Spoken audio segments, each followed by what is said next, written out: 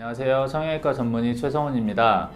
요즘에 코끝이 뭉툭하다고 생각하고 자기 코끝이 넓다고 생각을 해서 인터넷으로 많이 알아보고 그 다음에 그것에 대한 해결책으로 코끝 연골 묶기에 대해서 알아와서 그것에 대해서 문의하시는 분들이 많은데요.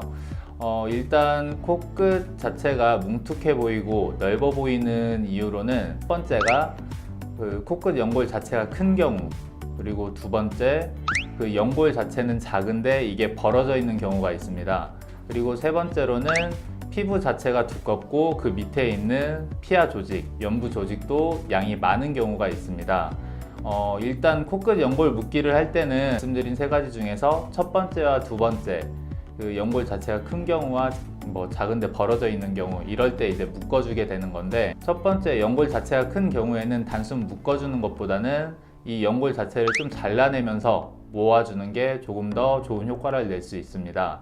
그리고 두 번째로는 연골 자체가 작은데 벌어져 있는 경우가 있는데, 이런 경우에는 연골 자체의 힘 자체가 매우 약한 경우가 많습니다.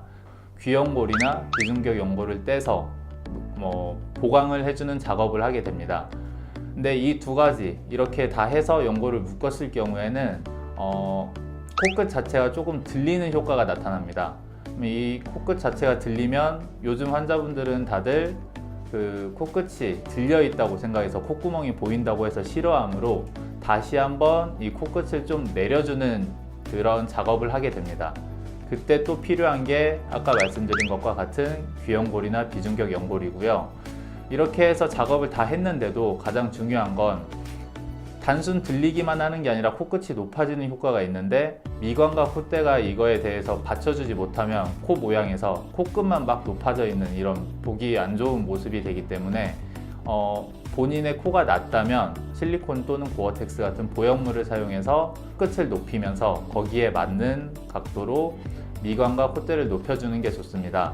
하지만 주의해야 될 건 코 자체가 높은 경우, 원래 높았던 경우에는 이렇게 보형물을 사용하면 코 자체가 다 커지는 것처럼 보일 수 있기 때문에 이런 경우에는 보형물 사용을 조금 자제해 줘야 됩니다.